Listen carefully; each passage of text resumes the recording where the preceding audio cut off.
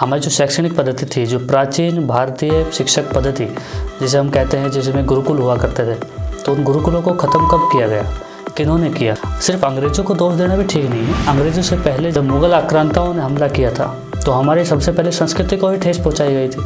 मंदिरों को तोड़ा गया, पुस्तकालयों को जलाया गया। नालंदा विश्वविद्यालय कहा जाता है 6 महीने तक जलता रहा। शिक्षा पद्धति को बिगाड़ने में सबसे महत्वपूर्ण भूमिका जो निभाई थी वो था मैकेले, जिसे लॉर्ड मैकेले के नाम से जाने जाते हैं, क्योंकि अंग्रेज अपने आप को सम्मानित करने के लिए हम लोगों से लॉर्ड कहलवाना पसंद करते थे, इसलिए उनके नाम हर जगह इतिहास की बुक्स में हर जगह पर लिखा हुआ है लॉर्ड। तो विलियम एडम ने क्या लॉर्ड मैकेले को आदेश दिया कि तुम जाओ और इंडियन कल्चर की जो इंडियन शिक्षा पद्धति है उस पर जाकर रिसर्च करो और पता लगाओ कि ऐसा क्या चीज़ है जो, क्योंकि लॉर्ड मैकेले जो है वो एक ऐसा बंदा था उस समय पे जो आदेश दे देता था वो कानून बन जाया करता था।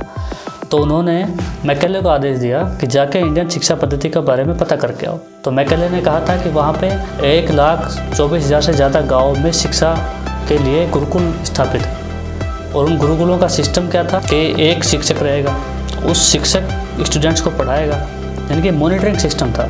और वो जो शिक्षक बच्चों को पढ़ाता था उन बच्चों में से कुछ ऐसे होनहार बच्चों को छांटता था और वो जो बच्चे थे वो उनसे नीचे क्लास वालों की क्लासेस दिया करते थे। तो इस तरह से मॉनिटरिंग सिस्टम चलता था। और जो सबसे पहले नंबर पे आता था जिसको आचार्य कहे तो वो कुलपति के नाम से, जो कुलपति का पोजीशन होती है वो कुलपति हुआ करता था। 1947 में देश आज़ाद हुआ और देश के आज़ाद होते ही जो पहले शिक्षा मंत्री बना दिए गए उसके बारे में बताने की आवश्यकता नहीं है। तो क्या हम ये सपोज कर सकते हैं कि उन्होंने शिक्षा के अंदर हमारे जो प्राचीन वेद ग्रंथ थे जिन्हें अंग्रेज़ों ने भी इंग्लिश में ट्रांसलेट करा के पढ़ा था, हमारे वेद, उपनिषद, रामायण, महाभारत, इन चीज़ों से जो पाठ्यक्रम में शामिल हो सकती थी उन चीज़ों को शामिल नहीं किया।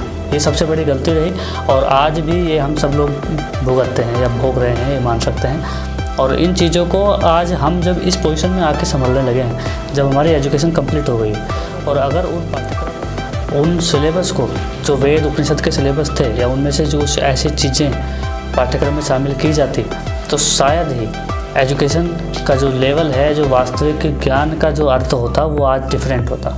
मैकेले ने 1835 में ये चीज़ पर रिसर्च किया था। वो पूरे इंडिया में उन्होंने कहा था कि मैं हर जगह पर इंडिया को देख चुका हूँ, हर इंडिया को समझ चुका हूँ। और फिर उन्होंने अपने सीनियर को बताया था कि इंडिया में 20,000 से ज़्यादा गुरुकुल एक्टिवेट, और उन गुरुकुलों में वो शिक्षा दी जाती है जो आदमी के व्यवहारिक जीवन में आगे काम आती है, जिसमें अलग अलग सिलेबस थे। जिस तरह से आप देख सकते हैं ये एस्ट्रोनॉट्स वगैरह की तरह ही एक खगोल शास्त्र हुआ करता था। खगोल शास्त्र में इस चीज़ों की ज्ञान दिया जाता था जो आज हम किसी भी डेली लाइफ में जो काम हो, चाहे वो प्लम्बर का काम हो या कोई इलेक्ट्रिक फिटिंग का काम हो या फिर किसी भी तरीका कोई कुम्हार घड़े बना रहा है, ये सब चीज़। लेकिन अगर अपन विदेशों की बात करें तो विदेशों में ये एक कला है और इस कला को सीखने के लिए बाकायदा ट्रेनिंग दी जाती है। स्कूल शिक्षा में 11th 12th में, यहाँ तक कि ग्रेजुएशन तक में हमने जो एक्सपेरिमेंट्स किए हैं उन एक्सपेरिमेंट्स में हुआ यही है कि हमने सिर्फ सीनियर्स की कॉपी ली है और सीनियर्स को कॉपी करके पेस्ट किया है और बस पास हो गया एग्ज़ाम में। क्योंकि आज की शिक्षा का मेन मुद्दा ही है कि बस एग्ज़ाम में पास होना है, किसी भी तरीके से एग्ज़ाम में पास हो जाओ। शिक्षक भी यही सिखा रहे हैं एग्ज़ाम में कैसे पास होना है, और ये जब तक रहेगा तब तक एजुकेशन से बहुत दूर जा चुके हैं और हम जा भी रहे हैं। आज CBSE में जो आप देख रहे हैं, पहले आज से 5-7 साल पहले कोई भी 90 से अबव जाना तो बहुत बड़ी बात होती थी। 91%, 92% बहुत बड़ी बात होती थी, लेकिन आज 99.9% भी मार्क्स आ रहे हैं। अब जो इतने परसेंटाइल लेके जो बच्चा 12th क्लास में पास कर रहा है तो आमतौर पे तो ये मानना चाहिए कि वो तो एजुकेटेड हो चुका है, उसने 11th और 12th लेवल तक का सब कुछ पढ़ लिया है। तो क्या ये गुरुकुल शिक्षा पद्धति की तरह ही ये अपने सीनियर या अपने छोटे जूनियर बच्चों को नहीं पढ़ा सकते? तो अगर वो ऐसा करने लग जाएं तो ना उनको PMT की तैयारी करने की आवश्यकता है, ना किसी तरह का एग्ज़ाम देने की आवश्यकता है, क्योंकि ऐसा करके तो वो एक तो उनका रोज़गार उनको मिल गया, और जो बेरोज़गारी की अपने देश में इतनी प्रॉब्लम है वो प्रॉब्लम तो वैसे ही ख़त्म हो जाए। आज हमारे देश के जो सरकारी स्कूलों में पढ़ते हैं बच्चे, वो बच्चे हम आमतौर पर यही मानते हैं कि ये अभावग्रस्त बच्चे हैं या गरीब बच्चे हैं जो सरकारी स्कूलों में पढ़ने आ रहे हैं। तो इस चीज़ को हम अगर डिफरेंट करना चाहें इससे कुछ, तो वो यही होगा कि सरकारी स्कूल के अध्यापक अपने स्वयं के बच्चों को अगर सरकारी स्कूलों में ही पढ़ाएं, क्योंकि ऐसा पर्सनली अगर उनसे हम ऐसा एक्सपेक्ट करें तो वो करने वाले नहीं हैं। तो क्या हम इनको एक रूल नहीं बना सकते? सरकार को चाहिए इस पर एक रूल बनाए, तो डेफिनेटली सरकारी स्कूलों के जो शिक्षा का स्तर है वो बहुत अच्छा हो जाएगा और वो प्राइवेट स्कूलों से बहुत आगे निकल सकता है, क्योंकि प्राइवेट स्कूलों में जो टीचर्स हैं उनकी तुलना में सरकारी स्कूल के टीचर अपने आप में बहुत ही एक्सपीरियंस टीचर होते हैं। वो अपने देश भर में इतने शिक्षा शास्त्री मौजूद हैं जिनसे अगर राय ली जाए, शिक्षा के अच्छे जानकार लोग। और अगर हम कहें शिक्षा रिफॉर्म करने की बात, तो जो सरकार ने चालू किया है new education policy, A large number of young Indians are entering the job market for the first time. Very seriously, the Ministry of Education must very seriously consider introducing financial literacy as a part of the formal school and college education system, so that young Indians who are entering the job market for the very first time are equipped with a very important life skill. तो इस policy को लागू होने में भी अभी कम से कम 10 या 15 साल लग जाएंगे अच्छे से लागू होने में। और लागू होने के बाद जो रिजल्ट आएगा उसके लिए तो 20-25 साल वेट करना ही पड़ेगा, क्योंकि जो बच्चा एजुकेशन पॉलिसी लागू हुई मान लीजिए 2025 में, तो 2025 के बाद अगर बच्चा पढ़ भी रहा है तो एक 10th लेवल तक की क्लास को पढ़ने के लिए उसको कम से कम 10 साल लगेंगे। तो 2035 में वो एक तरह से माध्यमिक शिक्षा पास कर पाएगा और उसके बाद ये चेंजेज आने शुरू होंगे। इसके लिए इतना इंतज़ार अगर इसके लिए करना पड़ रहा है तो डेफिनेटली ये है कि जो एक पीढ़ी है उस पीढ़ी का कुछ भी नहीं हो पाएगा। देश भर के सभी शिक्षा शास्त्रियों से अगर राय ली जाए तो वो इतने सारे एजुकेशन रिफॉर्म के आइडियाज़ देंगे, उन आइडियाज़ को इम्प्लीमेंट करने के बाद ऑटोमेटिक ही शिक्षा के स्तर में सुधार आ सकता है। एक आइडिया ये भी है, जो शिक्षक भर्ती हो रहे हैं, जो शिक्षक बन रहे हैं, तो क्यों ना उनकी एक ऐसी वीडियोग्राफी की जाए, कोई भी लेक्चर उनको प्रोवाइड किया, जो भी उनका स्पेशलिस्ट सब्जेक्ट है उस सब्जेक्ट पे उनकी लेक्चर रिकॉर्ड किया जाए और उस वीडियो पे एक संस्था हो या फिर कुछ भी प्रमाणित व्यक्ति जो उस वीडियो पर रेटिंग करे और उस रेटिंग के आधार पर तय हो कि ये शिक्षक बन सकता है, नहीं बन सकता है, या किस स्तर पर इसको पढ़ाना चाहिए। तो भी एक शिक्षकों के मामले में हम एक बहुत बड़ा रिफॉर्म कर सकते हैं। आज के ये है कि एग्ज़ाम में अगर पास हो गया तो शिक्षक बन जाता है, शिक्षक को क्या पढ़ाना आ रहा है क्या नहीं आ रहा है वो कोई नहीं देखता। सरकारी स्कूलों में भी यही हाल है, प्राइवेट स्कूलों में भी यही हाल है। बस शिक्षक पढ़ा रहे हैं और क्या पढ़ा रहे हैं, कैसा पढ़ा रहे हैं, वो या तो बच्चा जानता है या वो शिक्षक जानता है।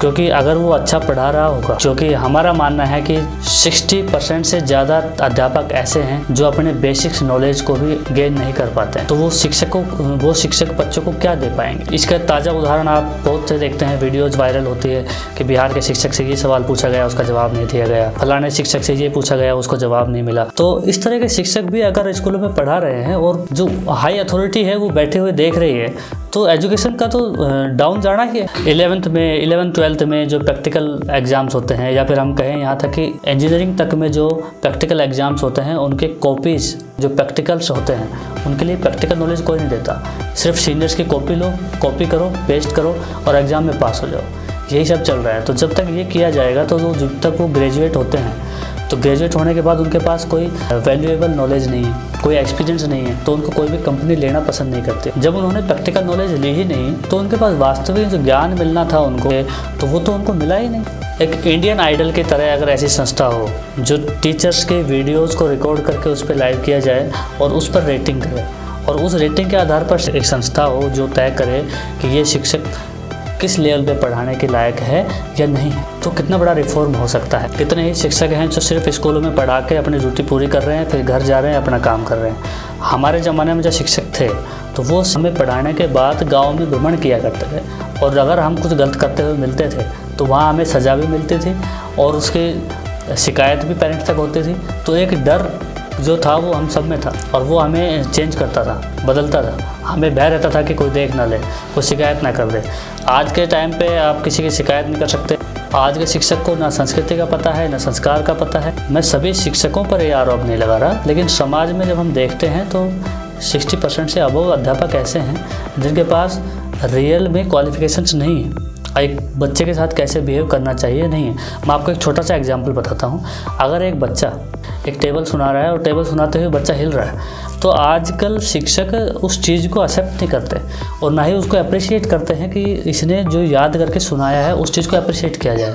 वो करते क्या हैं, वो उसको बल्कि पाबंद करेंगे कि हिलो मत, और जब वो ऐसा करते हैं तो उस बच्चे के मेंटली क्या इफ़ेक्ट पड़ता है वो शिक्षकों को मालूम ही नहीं है। मेरा मानना है पर्सनली, और सब जानते हैं कि शिक्षक ही युग का निर्माण करते हैं। शिक्षक अगर अपने आप को चेंज कर लेंगे तो आने वाले समय में जो भी बच्चे पढ़ रहे हैं, जो भी नया युग आएगा, जो भी नई पॉपुलेशन आएगी, तो वो यंगस्टर्स इस देश को अपने आप बदल देंगे। महिलाओं के बारे में कहा जाता है स्त्री पुरुष की तुलना में ईश्वर के सबसे ज़्यादा नज़दीक है, क्योंकि वही सृष्टि को चलाती है। इसीलिए हम कहते हैं स्त्री पूजनीय है। एक पंडित भगवान की पूजा करता है तो वो हमारे लिए सम्माननीय है। उसी तरह से शिक्षक इस देश के हमारे नवयुवकों को शिक्षा देते हैं तो वो भी हमारे लिए पूर्णतः सम्माननीय है।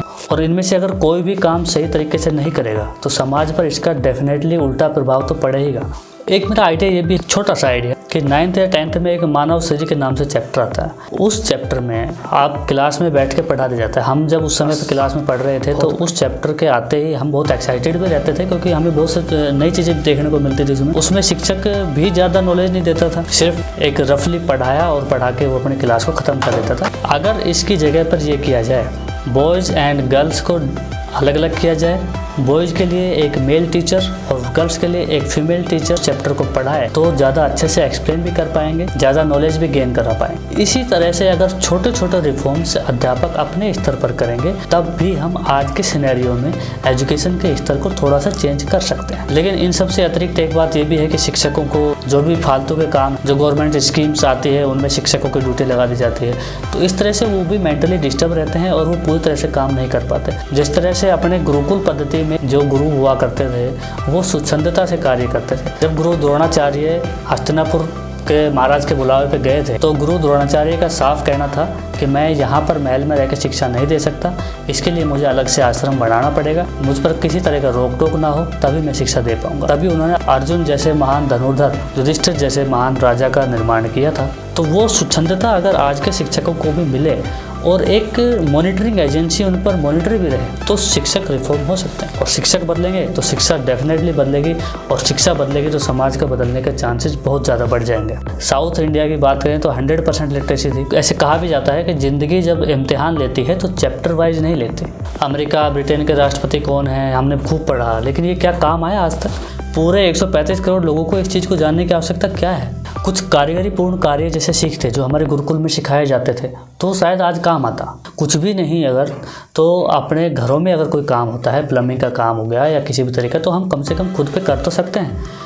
लेकिन आज एजुकेशन हमारी इस तरह की है कि छोटे मोटे फॉल्ट अगर बिजली के तारों में आ जाते हैं तो फॉल्ट ठीक करना नहीं आते हैं। मतलब पाइप अगर लीकेज हो जाती है तो उस लीकेज को ठीक करना हमें नहीं आता। हर चीज़ के लिए हमें एक मिस्त्री को बुलाना पड़ता है। तो क्या ये एजुकेशन हमारे काम आ कहाँ रही है?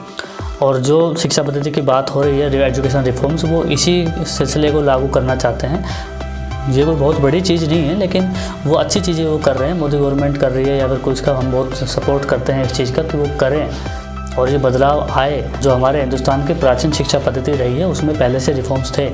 अंग्रेज़ों से पहले मुग़ल आक्रांताओं ने जो हमारे बड़े बड़े यूनिवर्सिटीज़ को जलाया, हमारे मोनूमेंट्स को तोड़ा, वो मोनूमेंट्स जैसे हम कहते हैं कि साउथ में लिटरेसी 100% थी। आप आज भी अगर देखें तो साउथ के अंदर जो साउथ इंडिया है उसमें आज भी सबसे ज़्यादा टेम्पल्स हैं। तो उस समय पर जब वो टेम्पल्स थे तो उन टेम्पल्स में सिर्फ ये नहीं पूजा होती थी, वहाँ पे गुरुकुल चला करते थे और वो गुरुकुल में वो शिक्षक हुआ करते थे। वो शिक्षक उनको पढ़ाते थे और वही चीज़ें सिस्टम चलता था। उनमें से होनहार बच्चे अपने नीचे वाले बच्चों को पढ़ाते थे। वो सिस्टम बहुत पहले से चलता आ रहा था। तो वो सिस्टम की वजह से ही वो वहाँ पे लिटरेसी थी, वहाँ पे शिक्षा का स्तर बहुत हाई था। और जब मुग़ल आक्रांताओं ने इन चीज़ों को तोड़ा, मंदिरों को तोड़ा, सब चीज़ें तोड़ते रहे, तो वो बदलाव तो आना ही था। फिर मंदिर ना रहेंगे, पुजारी ना रहेंगे, जब शिक्षक ना रहेंगे तो पढ़ाएगा कौन इनको? और फिर वो उसके बाद अंग्रेज़ आ गए। अंग्रेज़ों ने फिर इस चीज़ को समझ के फूट डालने की कोशिश करी, हमारी संस्कृति को समझा, संस्कृति को जहाँ तहस नहस किया जाएगा तभी वो अपने बीज बो सकते थे यहाँ। और आज देखिए इंग्लिश के बिना तो आप लिटरेट कहला ही नहीं सकते। तो ये चीज़ें बदलाव बहुत पहले से होता आ रहा था, लेकिन आज जब हम सब लोग ये चीज़ें जानते हैं तो इस बदलाव को रोक सकते हैं और जो सही बदलाव है उसको हम कर सकते हैं। ये सिर्फ कोई पॉलिसी बना देने से या रिफॉर्म्स ला देने से, बिल ला देने से नहीं होगा। हमें स्वयं में परिवर्तन लाना होगा। हम खुद जब बदलेंगे तो समाज बदलेगा, ये हमें पूर्ण विश्वास।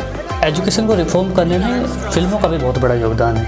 अब आप देखिए ना, 3 इडियट जैसी फिल्में कितनी ही बनी हैं, कितनी फिल्में हैं जो 3 इडियट के स्तर की बनी है या जो लोगों को पसंद आती है? बहुत कम। बॉलीवुड में ज़्यादातर तो अपने देश की आज़ादी के बाद से तो सिर्फ लव स्टोरियाँ जी आती रही, गुंडे हैं, मार धाड़ हो रही है, लड़ाई झगड़े हो रहे हैं, बस यही है सब। और 3 इडियट जैसी मूवीज़ या साइंटिफिक अगर हम बात करें तो इस पर बहुत कम फिल्में बनती हैं क्योंकि वो इंटरेस्ट कम है। आज भी अगर हमारे सामने 2 ऑप्शंस हो, एक नेटफ्लिक्स पे ये सीरीज़ हो और एक ये वाली सीरीज़, तो हम डेफिनेटली इस तरफ ज़्यादा रिएक्ट करते हैं क्योंकि आज भी अगर हम देखते हैं तो ये टिकटॉक, इंस्टाग्राम पर इस तरह की एक्टिविटीज़ करी जा रही है, ये सोसाइटी में कोई चेंजेस नहीं ला सकते। खुलापन होना अच्छी बात है लेकिन नंगापन बहुत गलत है। आजकल कोई भी नौकरी की बात करता है तो कोई टीचर बनना चाहता है, कोई पायलट बनना चाहता है या कोई इंजीनियर, डॉक्टर, तो कोई भी फोटोग्राफी में कैरियर बनने की कोई नहीं सोचता, वीडियोग्राफी में कैरियर की कोई नहीं सोचता, film making, photo journalism, cinematography, जो आर्कियोलॉजिकल सर्वे ऑफ इंडिया में कोई भी बड़े पद पर जाने को नहीं चाहता। क्यों? आर्कियोलॉजी में किसी का इंटरेस्ट नहीं है। आज भी सोसाइटी में हम देखते हैं तो डॉक्टर्स का बेटे को डॉक्टर बनाने की कोशिश है, टीचर्स के बेटे को टीचर्स बनने की कोशिश है। इस तरह से हर पेशेवर आदमी का बच्चा वही पेशा करे और ये चीज़ें उस पर थोपी जाए बचपन से, तो उसके जो ब्रॉड माइंडेड उसका होना था, जो उसका विकसित माइंड होना था, वो तो नहीं होगा ना। वो सोच ही नहीं पाएगा खुलेपन से। वो सोसाइटी के बारे में सोचना तो बहुत दूर की बात है। जब तक आप ब्रॉड माइंडेड नहीं रहेंगे, शिक्षा हमें विकसित करती है, शिक्षा हमें बांधती नहीं है। शादी के समय लड़के के पेरेंट्स भी कहते हैं कि भाई गवर्नमेंट जॉब्स है तो प्रायोरिटी है, कि गवर्नमेंट जॉब्स के अलावा लोगों की ज़िंदगियाँ नहीं होती। चलो ये भी ठीक है कि वो अपने बच्चों के फ्यूचर्स के बारे में चिंता करते हैं, फ्यूचर्स को सिक्योर करने के लिए वो ऐसा ढूंढते हैं, वो ऐसा करते हैं, समाज को, तो ये ठीक भी है। एक रिसर्च के अनुसार इंडिया में नॉर्मल पीपल डेली लगभग 5 घंटे से ज़्यादा समय स्क्रीन पर बिताता है। तो आप बच्चों को जब मोबाइल दे देते हैं तो बच्चे क्या करते हैं उससे, क्या देख रहे हैं आप देखते हैं नहीं। बच्चों की एक्टिविटीज़ को शिव जी के तीसरे नेत्र की तरह देखें। सबसे बड़ी ज़रूरत जो है वो है मॉरल एजुकेशन को शामिल करना। अगर हम मॉरल एजुकेशन बच्चों के समझदारी के जो स्टैंडर्ड हैं, 3rd क्लास हो या 5th क्लास हो, उसी में उनको ऐड कर दिया जाए तो बच्चे मॉरल एजुकेट होंगे और वही एजुकेशन उनको सही शिक्षा प्राप्त करने के लिए मजबूर करेगी। जो कि हमें वो चीज़ मिली है वही हम अपने बच्चों को देना चाहिए। आज स्कूलों में जो सिस्टम के अनुसार पढ़ाई हो रही है वो सिस्टम हमें हमारे समाज, हमारे संस्कारों से जोड़ता नहीं है।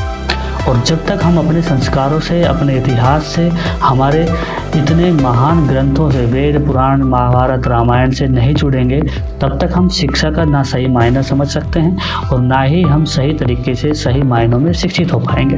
गुरु द्रोणाचार्य के समय पे सबसे बड़ी मांग लाइफ स्किल्स की थी। तीरंदाज कितने बड़े हैं, धनुर्धर कितने बड़े हैं, गदाधारी कितने बड़े हैं, कितने महान राजा हैं। तो उस समय के अनुसार वहाँ की शिक्षा बदलती थी। आज समय की मांग अलग है तो उस मांग के अनुसार ही एजुकेशन होनी चाहिए। एजुकेशन सिर्फ छात्रों के लिए ही ज़रूरी नहीं है, आप सबके लिए भी ज़रूरी है, पेरेंट्स के लिए भी ज़रूरी है, क्योंकि पेरेंट्स से ही स्टूडेंट्स के साथ सबसे ज़्यादा रहते हैं। अब जो आदमी जिस चीज़ में एक्सपर्ट है, अगर उसको वही काम मिलने लगे तो सारे काम कितने परफेक्ट तरीके से होने लग जाएंगे। जो पढ़ाने में एक्सपर्ट नहीं है तो वो क्या पढ़ा पाएगा। जो गाड़ी चलाने में एक्सपर्ट नहीं है उसको गाड़ी थमा दी जाएगी तो वो क्या गाड़ी चला पाएगा। जो किसी भी अलग काम में एक्सपर्ट है उससे काम दूसरा कराया जा रहा है, जो आज हो रहा है समाज में, तो वो काम कैसे कर पाए। हमें चाहिए कि बच्चों की भावनाओं की भी कदर करें। बच्चे क्या बोल रहे हैं, बच्चे क्या कहना चाहते हैं, उनको सुनना सबसे बड़ी कला है। अगर हम उनकी बातों को सुनते हैं तो ही हम समझ पाएंगे कि वो क्या चाहते हैं। और जब हम ऐसा करेंगे, जब हम उनको तवज्जो देंगे तो बच्चे स्वतः ही आपकी बातों को मानेंगे और आपके अनुसार ही कार्य करेंगे। तो ये थी आज की हमारी वीडियो एजुकेशन सिस्टम पे और किस तरह से हम स्वयं इस चीज़ में बदलाव ला सकते हैं, ना कि सरकार के भरोसे बैठे रहें। आपको कैसा लगा आप हमें लाइक्स, कमेंट एंड शेयर करके बताएं। इस वीडियो को लोगों के साथ शेयर भी कर सकते हैं अगर आपको कुछ यूजफुल लगा हो। Thank you very much.